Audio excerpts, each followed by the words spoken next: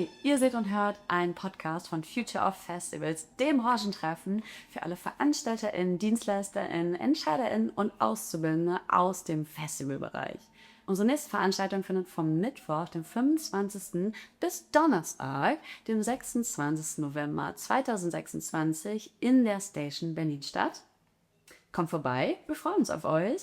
Aber jetzt erstmal viel Spaß mit der Aufnahme. Amazing, thank you. Can you guys hear us good? Because it's so loud. Okay, amazing. Love it that you're here. I hope you had a great first day of Future Festivals. And we're going to talk about the future of the festivals as it is in the title. Talking mainly about AI today, and since Alex isn't here, who is like the booking part of our booking panel, we decided to kind of broaden it up a little bit, talk about the general use of AI in festival production, in customer success, so everywhere where you can actually implement it, and what are the risks maybe, what are like the ethic kind of like cornerstones of using AI, and also what you can do with it and what are the chances. And we have two amazing speakers here. But before I let them introduce themselves, I just quickly wanted to say, because since we're a short one person and we have a whole hour to talk about this, feel free to ask questions anytime. Get your thoughts on the stage. We have like a mic going around. You can just raise your hand. So if there's like anything said that you have a question to, just do it like during the panel as well. And then in the last 10 minutes, we'll also have like a little bit of time for any questions left. And I think we can start the panel, and I would love it, Maureen, if you could quickly introduce yourself, your work, how did it come about, your agency, and what kind of work you're doing. Yes, thank you for this introduction. So my name is Marine. I'm the CEO and co-founder of 2AM, which is a Parisian-based startup. So sorry if I have a big, strong French accent, but just raise your hand if you cannot understand me well. And basically, we work mainly with festivals, music venues, and promoters. And what we do is like we turn every single audience interaction into actionable data. How? By interfacing directly with mailing system, Outlook, Gmails, also with social networks, also with WhatsApp. And we built our own AI agent system. So I'm not here to speak about chatbots. It's a multi-agent system. Then I can tell a bit more about it. But what we do is like by interacting, audience interaction, we are actually able to understand better audience behavior in order to anticipate crises, to help operation, to support communication teams as well. But then we will have two case study, and I will dive more into this topic. And then Chang. All right, thanks for having me. So everyone, my name is Chang. I'm the co-founder of this XR Remote Live technology. So it's kind of vague, but let me explain it this way. Imagine yourself being an artist and having an offer from 3,000 kilometers away, but you are not able to travel. So our technology can put you behind the booth, right, and perform without any wearables. Like, imagine those Hollywood-style motion trackers you put on your face, all those stuff. That's not needed. So you can perform live and get your image teleported to, let's say, Tokyo live, and the audience do not need to wear any goggles, any glasses, or any other devices. So basically, your holographic figure will be presented as a human, live human figure over there. Yeah, so that's what I do. Mm-hmm. Amazing. Yeah, we're gonna see and hear a little bit about your projects in a second. But before we start into the panel, we also wanted to get to know you and the audience that is here today. So. Can you maybe raise your hand if you're working for or at a festival? Okay, so about half the people. And then the rest of you is probably like service providers? Yes? Yes, okay. And who of you has worked with AI not meaning like ChatGPT or Gemini, like any other kind of AI tools. Okay, a couple of people. Some. Amazing. Maybe we can get to that a little bit later because we would love to hear your experiences as well.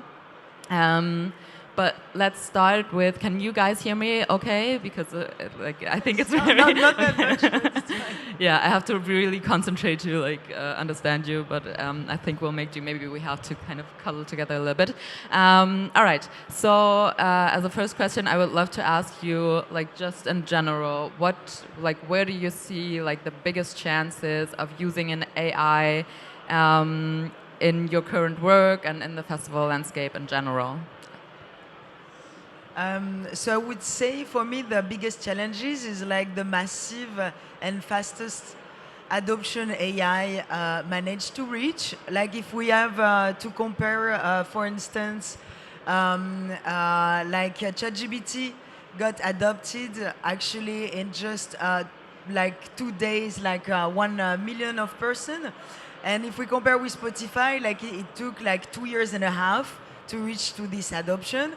So for me, like the adoption of AI is like super fast because it happens also being like in totally natural language, so which makes things easier to get. And then when it comes to festival, there is different kind of AI actually. So if we speak in terms of assistive AI, there is a different kind that can help festival organizer to plan, to promote, to produce their show. Then there is, I would say, another category of AI, which is like discoverability. So there is like AI DAR, there is Booker FM. We miss Alex Steven here, but that helps to discover new kind of artists, perhaps to take some risk in terms of programming. And then a last one, from what I'm concerned about, is like an agentic AI, which is very invisible, but it's very powerful because this kind of AI is able to understand the intent of the Indians, the intent of the behavior, and provide data to the organizer. So then we will understand a bit more about it, and especially speaking to misconception. Amazing. Yes, for me, let's say it's way less visible than your platform. Sorry, can you hold your mic up a little bit more? Oh, sorry. So we use AI to boost the quality of our video and audio signal, and also basically creates, let's say, an avatar sometimes for the artist. For example, let's say in Japan, everyone likes fluffy stuff, like cats. So what if you turn this artist, who's maybe a little bit less attractive, turn into a cat. And everyone might love him a little bit more, just saying, that was a joke. And then also, other than, working with this holographic technology, I also manage a lot of artists, work with artists. So one user case I always do is using, let's say, Suno. Who over here uses Suno or knows about it? Platform, yeah. So sometimes we'll just tell the artist, if your music is not as good as Suno produces, then go back to your bedroom or studio and give me another track, give me another demo. So that's, a frequently used line that I do. And on top of that, it can be let's say, a source of inspiration for some artists who encounter writer's block. So that's another user case. Yeah. But what about the stem separation of Suno? Because for me, there is different level of using Suno. Yeah. There is just a prompt-based Suno usage, just like you prompt, and then you get, music like Metallica mixed with Nightfish, whatever. But then on the other side, what I find interesting recently with Suno is like, there is... You can actually export the stem files. Yeah. Yeah, that is crazy. Like, in my personal opinion, probably 2 years from now, that technology is going to kill about 80%, 90% of bedroom producers who think they might make it someday. Because let's face reality, not everyone is talented enough to be on stage and perform in front of 50,000 people, period. hot take, but yeah. That was sharp, isn't it? Maybe a topic for another panel. But yeah, thank you for giving us like a general overview. And adding to that, I wanted to ask kind of what do you think are the biggest misconceptions? Because we talked about that when we had a little like pre-talk to this panel. Because obviously we're going to get into the ethics of things later on, but just to kind of set the tone for this next 45 minutes, like what do you think are the biggest misconceptions people have against using AI in their booking and festivals? Yeah, thanks for asking that, Isabel. For me, there is a true gap between what it is seen and what it is understood. And if we take the analogy of the iceberg, for instance, like most of the people will just see a chatbot. I mean, what we see, like all the widgets that are on the website. Sometimes it is a true chatbot when it comes to just asking random questions, and then there is a kind of arborescence in the way the workflow has been thought before. But then when it comes to agentic AI, for instance, there is different kind of layers, and there is we can imagine an iceberg where you see actually you think the chatbot is only connected to the LLM and then to your website, but on the other hand, the face that is submerged under the water, and you don't see is like there is like many other tools like the RAG system, which is a retrieval augmented generative system. Then you get a complex understanding of how to route the request, and then also like how you will interface with other tool in order to execute a task and to be able to automate further the workflow. So there is, for me, like lots of layers that are still hard to handle, and especially because there is lots of language abuses. When people speaking about AI agents, sometimes it's just a chatbot, and sometimes they are true AI agents.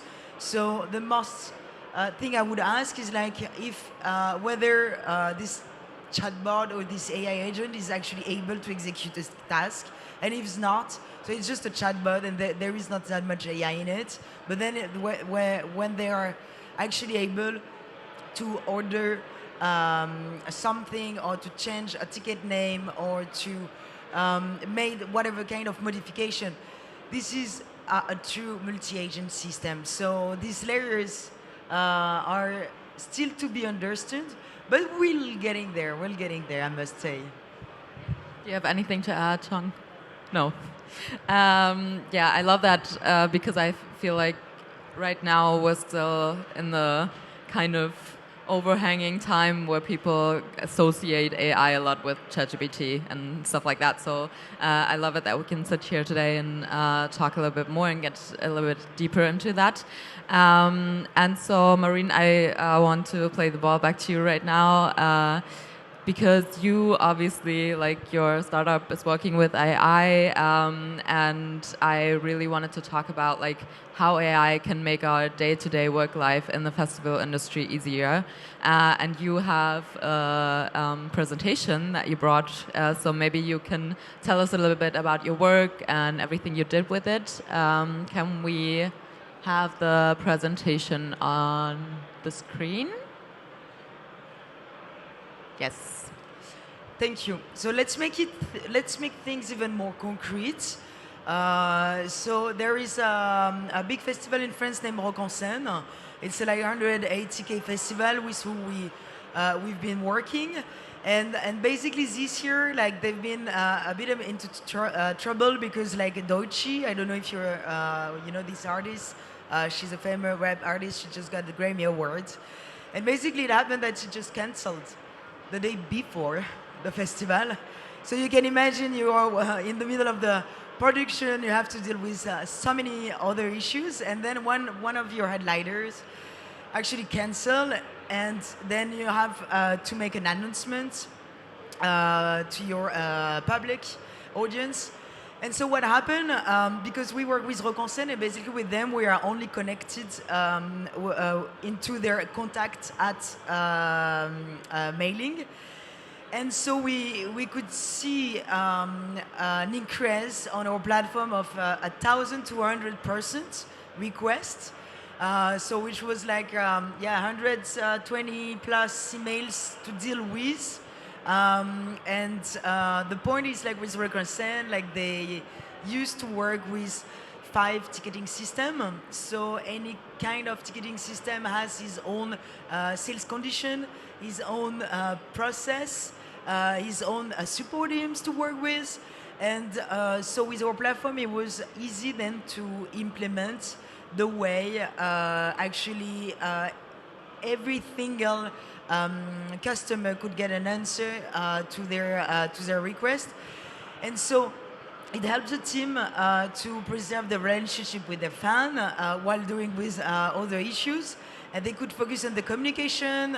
So they did like another campaign. Then they finally choose not to reimburse, but they choose to give away like 15 euros of cashless. And so at least it gave a bit of satisfaction to the people that really wanted to see Dauchi. And so we could do that with the multi-channel, and so it was like definitely a big support for a team. And now I will give you another case study. So it's very French oriented, but we look forward to work with other countries. So we had the French Music Week this year as well. That was an idea for president, and basically, so we integrated our platform into the social, into the ticketing system. And out of 30,000 interaction, we could see there was like a totally untapped opportunities because we were able to understand true intents of the audience. And for instance, like we received like more than 450 questions regarding where to park. So before analyzing in real time all those type of requests, perhaps the team wouldn't have thought of sending an email 2 days before, sending the map, where to park, what to do. And then we saw that it lowered ground, parking question up to less than 60%. And of course, the team could focus on more operational issues. And then also we discovered another segment regarding accessibility. Actually, there was like many people in wheelchair that wanted to join the conferences. And so we could create a dedicated page for this person with more information and specific also for people that have to go through the spaces with wheelchair in order to take out the wordiness. And so we could see like there was a new segment. And then one last untapped opportunity, I mean, one of the biggest one, but there was many others. People were asking actually, so what was the end time of that event? Which means that people, like the person that was attending to the event, were a bit worried about like, will I be able to go back in metro? Will I be able to manage time to go home and look after my kids? And then after that, we could see that by just sending an emails, adding more info, sending the map, I did the map to the FAQ, then the people eventually stayed more, went more buying beers, spending more time over there rather than just running away after the conference and being a bit like stressed by doing so. So it definitely improved the satisfaction as well. So that's one of the two. Amazing, very cool. I think that's like a perfect example of like how human AI collaboration can work perfectly and actually also create benefits for the festivals or like the events that you're working with. Not yet. All right, so that was a little teaser, 4 and 5 minutes. But Chang, I actually wanted to ask you first, do you have like any other examples of where you think like the working with AI can actually like benefit like every single actor in the festival scape, and can create like genuine collaborations. Yeah, for me, let's say I sometimes also work with festivals. Yeah, and I always get this question about who they should book for a certain market.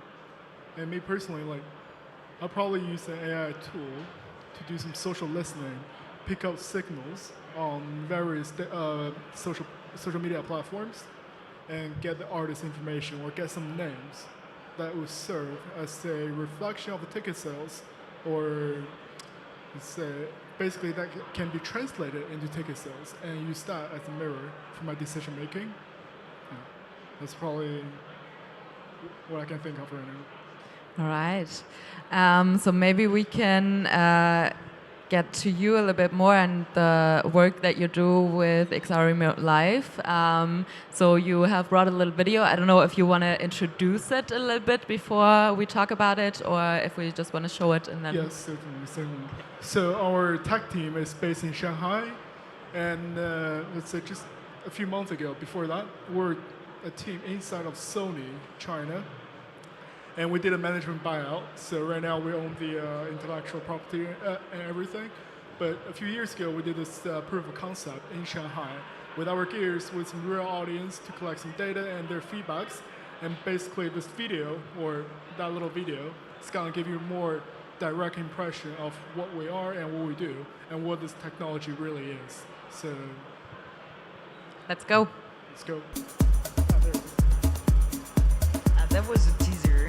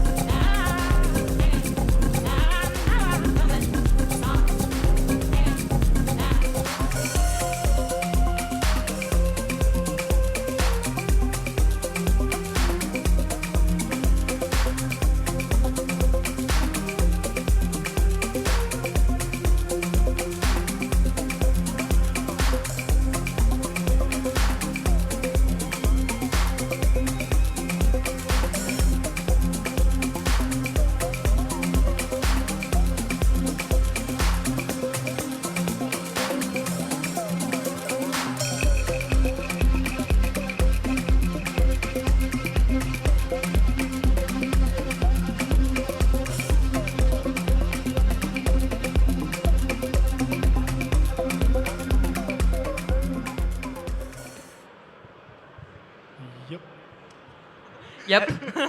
I wanted to ask, like, can the DJ Sure. see actually the people or no? Yes. So it actually goes two ways. You know, like, of course, we'll have cameras set in front of the DJ or in front of artists, any artist. So the image of the artist can be broadcasted to another corner of the world. But we also have the camera set up in front of the audience, so the artist can see what's going on dance floor and act accordingly. So last time we checked, so from Netherlands to Shanghai, thousands of miles, the latency of the data transmission was under 200 milliseconds. Yeah, and that was 4K 60 FPS. What's like the audience perception like of these kind of holograms? Because I always wonder, I mean, there's been like very popular examples in the past at Coachella and stuff, where they had also, I think, I don't have it in mind like which artist was like projected, but I think there was like a very big controversy about like putting a hologram on stage versus the real thing. So what's your like feedback you've gotten for the kind of projects you do? Yeah, like we definitely got some let's just call it negative feedbacks from the audience, because some people do love to interact with the artist face to face, like in real life, but sometimes that's simply impossible. Let's say if the artist is on a really tight schedule, getting offers from Europe on that weekend and just happens to have another offer from Asia, it's logistically impossible for the artist to go to another country under, let's say, 8 hours. So this is the second best solution. And on top of that, it can also give the artist a little bit more freedom to travel or not to travel. Let's say if you're an artist who has great fear for flying, that creates a little bit opportunity to perform in a different continent. Yeah. So in theory, I could see my favorite artist at the club around the corner and pay way less because it's like in my city, and didn't have to travel wherever they're playing. Yeah. Possibly.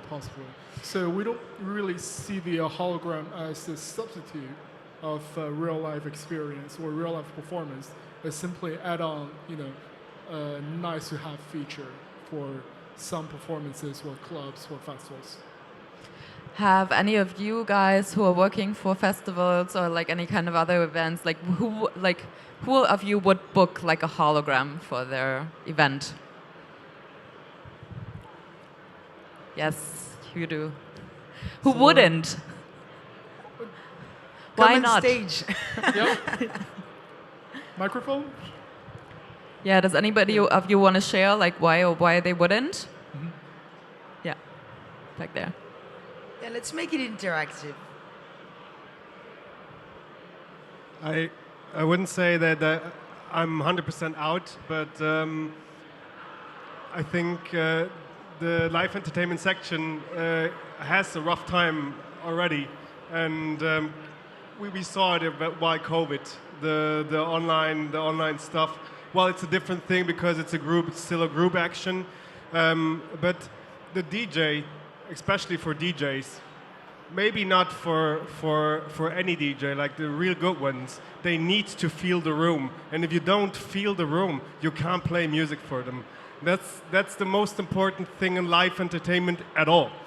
And well, I think it's still gonna have a niche, and it will be successful. I'm sure about that because the people will like it. And maybe it's also a good opportunity for DJs to get more gigs simultaneously, but I think it won't. It can't take away the live section. That is actually exactly why we have the two-way monitoring system. The artist, the DJ, can read the room even from 2,000 miles away, while not physically being there. Yeah, I got it, but it's more about that. It's the energy you need. It's the smell. It's 5 senses. It's maybe 6 senses. It's not only seeing and hearing the people. You need to live it, and that's the most essential thing of music in general. The collective ecstasy in the moment, and well, I think it's a good product, and it will have its place, but. I hope, and I will maybe predict that it's not going to take over. Yeah, we're not here to take over. Good.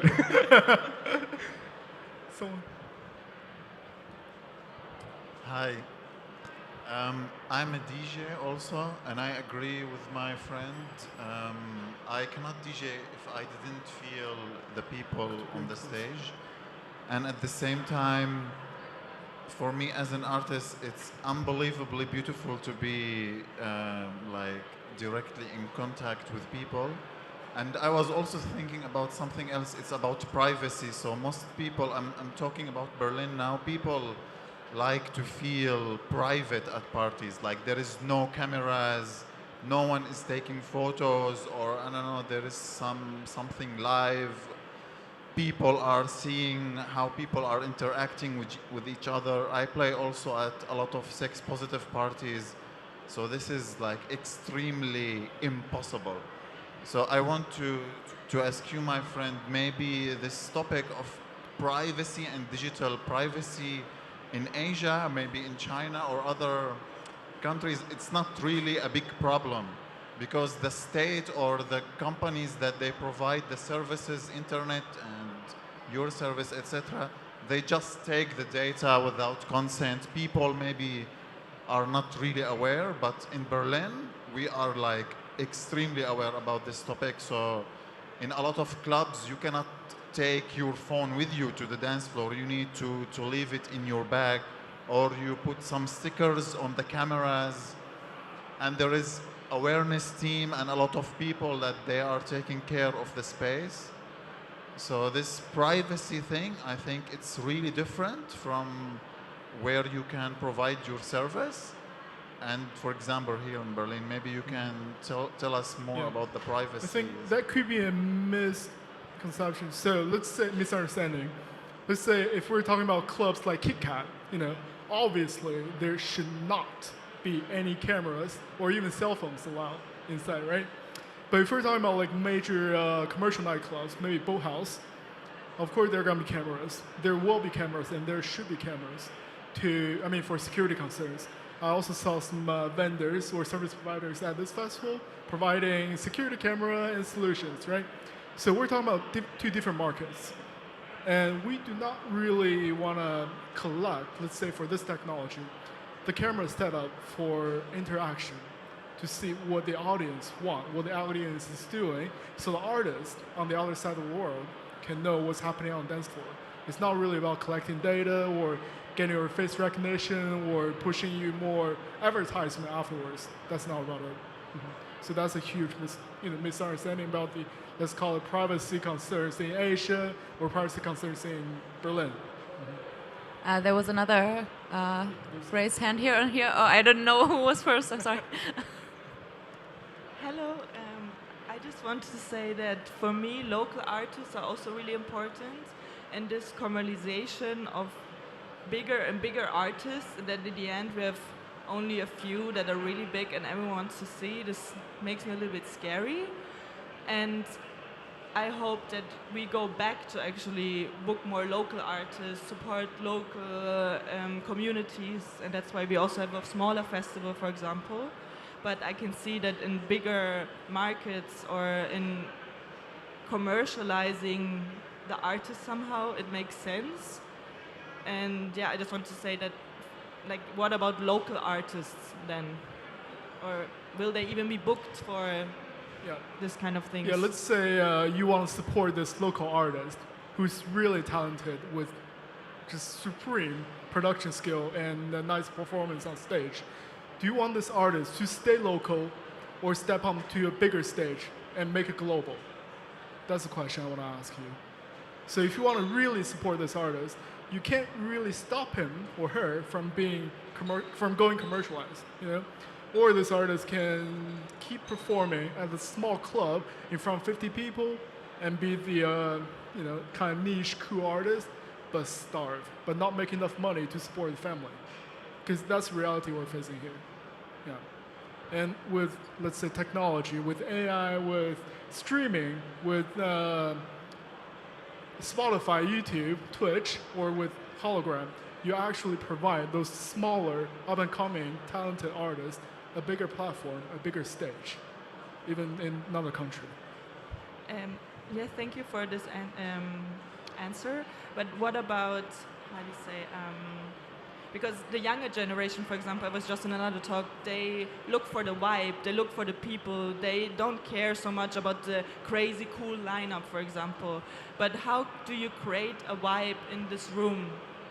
Is there other things or just a hologram? Well, that's really a question for the festival or the curator of the club or the operator of the club. So us, in this, context, is merely a service provider, a technology support. We don't ultimately have the responsibility of curating the lineup. It's more about the club's booker or the festival. Yeah, we just provide the tools. Amazing. I think there was one last It point can be right there. also And then complementary, It doesn't have to be only like a DJ, doesn't have to only go for holograms. Can be also another kind of living an experience, I don't know, you're a DJ, perhaps. I feel you. I feel that you have to feel I'm also this kind of person. But I would be curious to try and to say, okay, actually I don't have to travel to Hanoi in Vietnam, and I can even play there, and then even though I don't have the feeling, then I can also do that without having to take the plane and ruin the planet. Also, that is also important, and yeah, creating a new kind of experience. I guess it's nicer. What was the last question? Yes. Yeah, I would like to say like that is a brilliant idea for some typical parties. So it really depends on like what kind of party you are organizing. I'm a party organizer of a Chinese pop music series in Berlin. So we do have the problem. So for example, we would like to book a DJ from China, but we do not have the budget for like the whole booking thing, like taking over the flights, taking over the hotels. And I also like found out like for this kind of parties, it's about the community. It's not about like who you are literally booking, because your audience don't actually care about that. They just wanted to have a party with like sharing the similar culture and to dance with the similar faces. So for example, in our parties, 80% of them, they are Chinese people. So for this kind of party, and they just would like to have, okay, someone who really understands Chinese music and they know what is the party music in China, but for the organizers, it's very hard for us to book a Chinese DJ. So I would say in this kind of cases, I would definitely would like to have this kind of theme, but another consideration for here is, will that be very costly to setting up the whole scene in 300 capacity party club? So that was my concern. Yeah. It is pretty costly to set up the, let's say, the projector or the venue side of the gears. Yeah, it actually takes more time than a lot of festivals or some smaller scale events where you can basically just set up a backdrop of LED screens and put in speakers. It's more complicated than that. So if we're talking about 300 people capacity, small club event, yeah, it's probably not feasible. Got it. Thank you so much. I think that's a very valid point as well, and maybe we have time in the end to touch on the costs of everything, because I think that's something that we're also still in the process of finding who can actually afford which kind of AI tools and usages. But since we're kind of running short on time, I really, because we already got into a very lively discussion, I also wanted to talk about, because we've had a lot of what can AI do. You talked about your projects, everything that can benefit, but also what are maybe the threats of using AI. I mean, we talked to Alex, who can't be here today, earlier, who's developing an agent who helps him curate festivals and lineups and stuff like that. And he puts in obviously his own ideas and stuff, but it can always be on a bias. And then there's also questions of how diverse, how sustainable can AI be, and all that kind of stuff. So what would you say, maybe Marine, you want to start, what do you think are the biggest things that we also really have to keep in mind when working with AI in the next coming years? Yes. So first, educate her or himself about the impact. I'm pretty sure everyone use ChatGPT. I don't know if you know, but there is different kind of model you can choose. So of course, if it's just for reformulating an email, so please don't use the 5.1 version, which is equivalent to a full fuel of a Q8, So perhaps go for a lesser, bigger model. If you need to translate, don't use even ChatGPT, go on DeepL. It's so much better for the planet, and the planet will thank you for that. And also one other topic, it's very important for me. We are two female co-founders, and of course it is important in the way we calibrate the model. And what you discover while working with the AI model is the power you have in going deeper into the system. And so the facility you have to ask it to go in that direction, whether this direction, And so it is important, of course, to be inclusive the way you train the data, to be as diverse as you can the way you understand the model. I can give you an example for auto-tagging music. So here in Germany, there is Cyanit AI, which is famous to create auto-tag on music. So of course, pop, rock, rap, electro, dance music is super well recognized.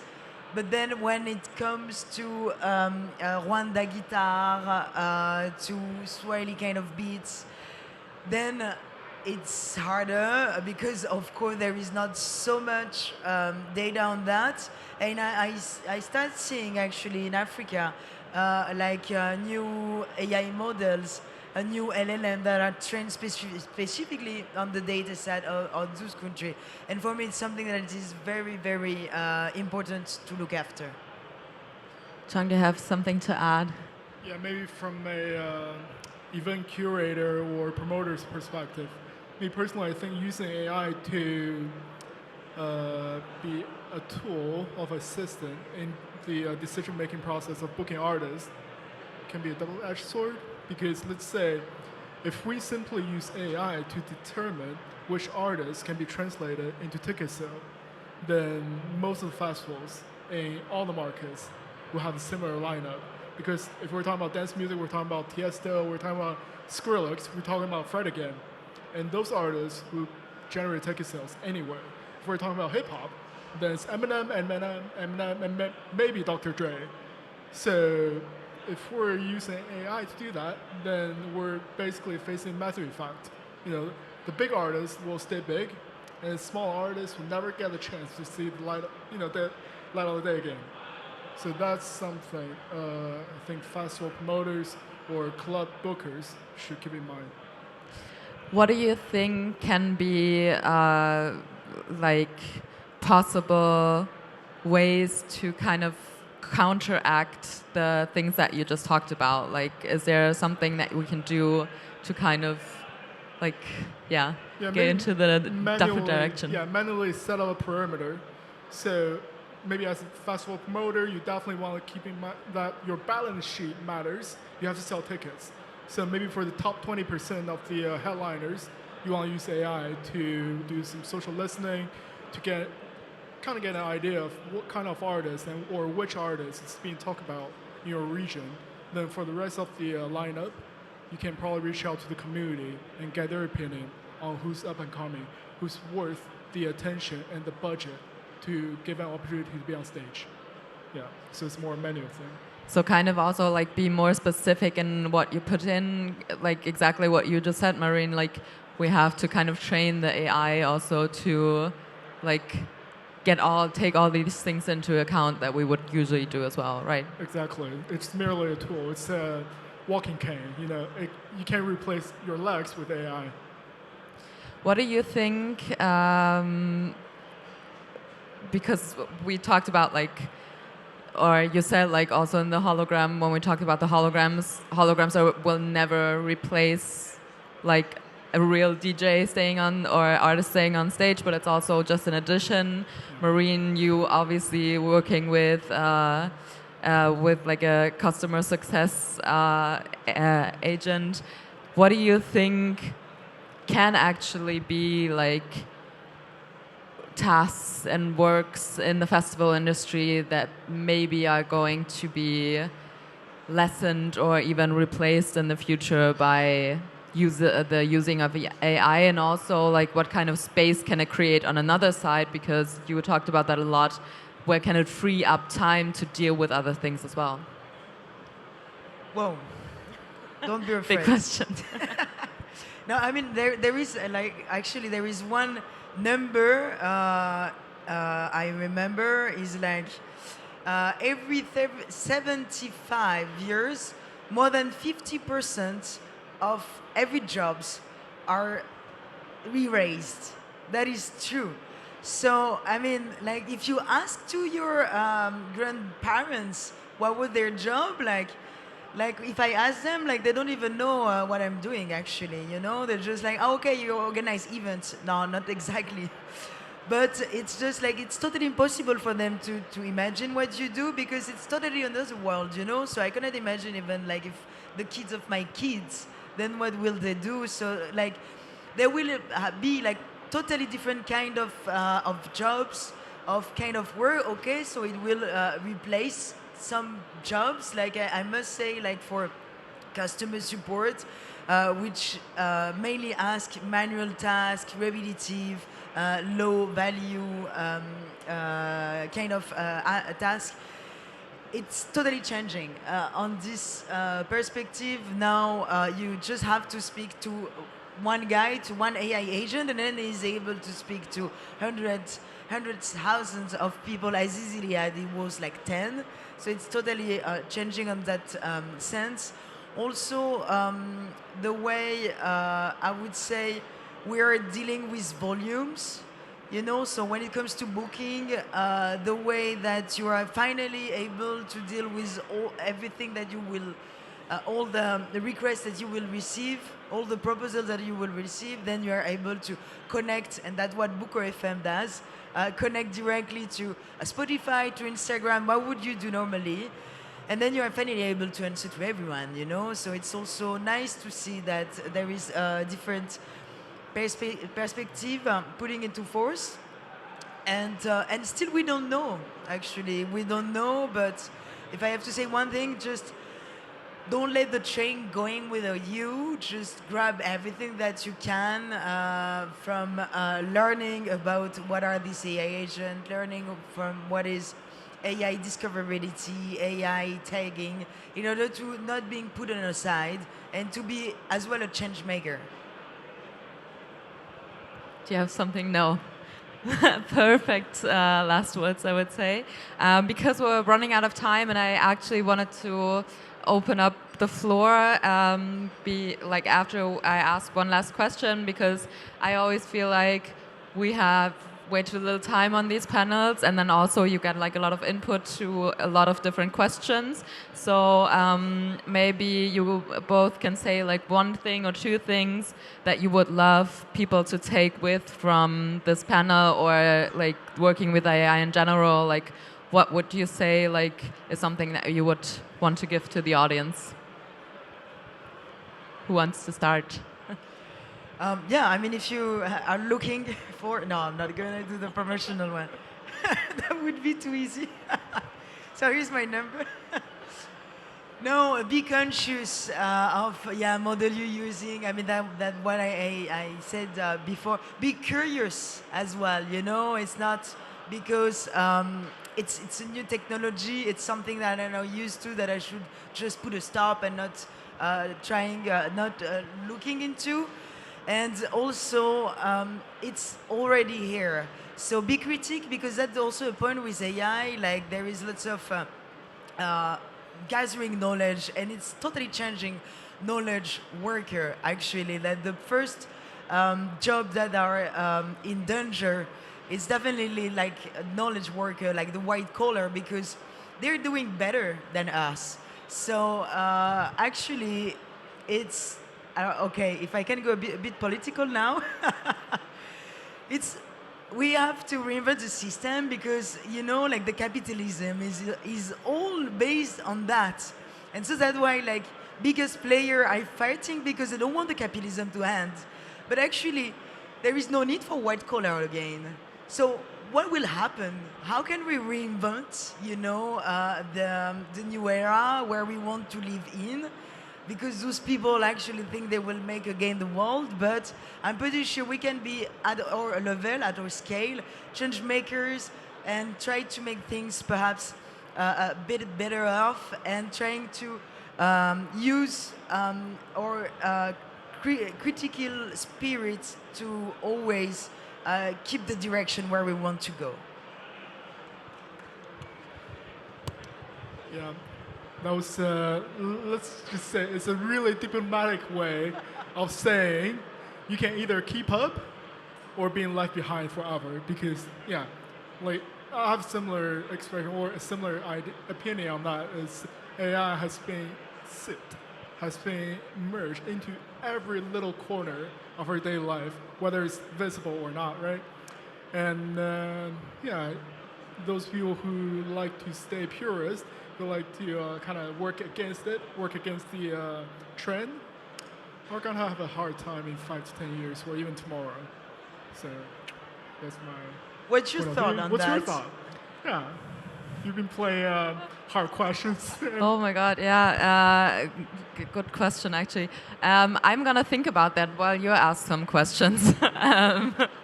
So we have like around 10 minutes left. So if anybody wants to ask anything, or even if you have, oh yeah, right here. But also like if you have some general thoughts you want to share, capitalism and end feel of free. AI. The end of capitalism. Hi, I have two technical questions. One for XR, one for Chang. I don't think the mic's on, right? Yeah, It's please very, speak a little bit. very, very silent. Speak louder. Is that okay? A little bit better, yeah. Yeah. Okay. So one question is your technology just about the capture? Because the display, do you use other technologies for holograms like ghost peppers or whatever it is, and your part is mostly concentrated on the capture of the artist, right? This is what I got. I can't. I mean, I could get like 50% of what you're saying because Yeah. I can't really hear you. I'm asking about the system, and the system is more about capturing the artist because there is a lot of holographic technologies like ghost peppers, like holofans. Yeah, so like we multiple- capture the image of the artist along with the audio signal. Yeah. Yeah, yeah, So this is the core feature of the pretty much. of the pretty much. product. And like, let's say behind the scene or in the server, or let's get a little bit more technical too. Our best advantage, or what we're trying to do, is to make the signal low latency and as real as possible. So from like 2,000 miles away. So Yeah. that's the biggest challenge to a lot of similar technology or similar companies. Because that's a lot of data to process. Okay, thank you. And the other question is for Marine. If you use AI agents, so maybe you use something with your RAGs like MCP servers or something to be able to send out messages, and how does your clients deal with the fact that their data will be vectorized and embedded in a RAG system that is yours, that is not theirs, because spinning up a cluster for every client does not really make sense feasibly? Like, Yeah, I understood part of the question. Is that regarding RGPD measures and like all the data we gathered from people asking? Is that what you ask? yeah, that, Yes. like not about the end user, but about actually the companies that you contract, that you will, to be able to have precise answers, you need to fill your RAG, like your embedded system, with a lot of previous customer questions to be able to train the LLM in a way to answer properly. And then the other part is like when an AI agent is using like actions like MCPs or something to take action, is there a human tandem to make sure that the answer is correct, and if it's not correct, it does not break any TNCs? Yes, thank you for asking. So on the first question regarding data training, we use actually totally untaped data, which are historical interaction with the audiences. And since we don't mind about who is Robert, who is Isabel, who is Chang, we anonymized all data because we are only looking at the context of the demand and at the time, so when it is asked, so regarding metadata. And then we train the model on that, which are trained so on specific needs of a festival, because for instance, with Rock en Seine, it's like Parisian kind of festival, so where people goes with metro, there is no camping area whatsoever. So it's a totally different platform from Hellfest Festival, for instance, which is a metal festival where most of the people are coming with the camping and the van, so it's different kind of issues. And then the last part of the question, sorry. Was like, if the AI agent is taking action, let's say Yes, sending an thanks. email, Yeah, how sure. do you make sure that the answer, like, do you have couple of LLMs that Yeah. one checks the answer of the other, Yeah. because when it comes to, for example, a use case where you said there is terms and conditions, this should be like a human tandem in the loop. It cannot Yeah. be completely AI based. So actually, when it comes to the tech part, behind an AI agent, you have multiple agents, and so we have like a dozen of agents interacting with one each other. So there is one first that actually gets the request, then analyze it, then routes to another agent. Third one who is able to understand if there is enough knowledge in the database, because sometimes there is not enough knowledge, so there is a gap that needs to be filled. And so when it is in that case, then there is a notification sending to the organizer saying, oh, it misses something. But then when there is a specific request which are sensitive in case of sexual harassment, for instance, which actually does happen in festival, then obviously the agent has been like very trained on specific cases, and then there is an automation activating directly sending an SMS to the organizer. So the biggest work we've done so far was to develop the core machine learning in order to understand not only keywords but the context of the request and the intent, in order to answer in the most relevant way we can, and also not answering in the case of incidents, or also like just forwarding the request to specific members of the team when there is specific needs to be addressed. Okay, one last point. Does your clients allow you to keep the data that you have vectorized and you have already loaded in your RAG system? Yeah, as far as it is totally anonymized, then for statistical purpose we can. But then if they will ask us to withdraw, it's in the contract, and we are totally clean with that. Yes. Alrighty, I think we need to wrap it up as well. Is there any, maybe we have time for one more question if there are any, but it doesn't look like it. So I found my thing as well, because I still had a little bit of a homework. Yes, we want to know your thought, Isabel, and then we can all have a beer. So I really like your point about like the 75% of people like getting new or jobs that haven't existed, because I'm very skeptical about AI. So I would definitely play into your be curious thing, but also because we haven't had time so much to talk about maybe also the dangers of AI and like specific categories of like festival and musicscape. I would also say like call bullshit on like things that are happening right now, because I don't know, like I'm not gonna get too deep into it, but maybe some of you know like the Netherlands have been, like the streaming charts have been taken over by like very right-wing extremist AI-generated songs. It's happening in Germany as well. I know it has like a little bit less to do with life, but that's always like something that is like very current and very in my head. So I think like be very also like, I don't know how to say it in English, so like balance both sides maybe. Be curious, but also keep an eye out for bullshit. All right, I think that's it for today. Thank you very much. I hope you could take some thoughts with you, and I hope you have a great last couple of hours of Future Festival today.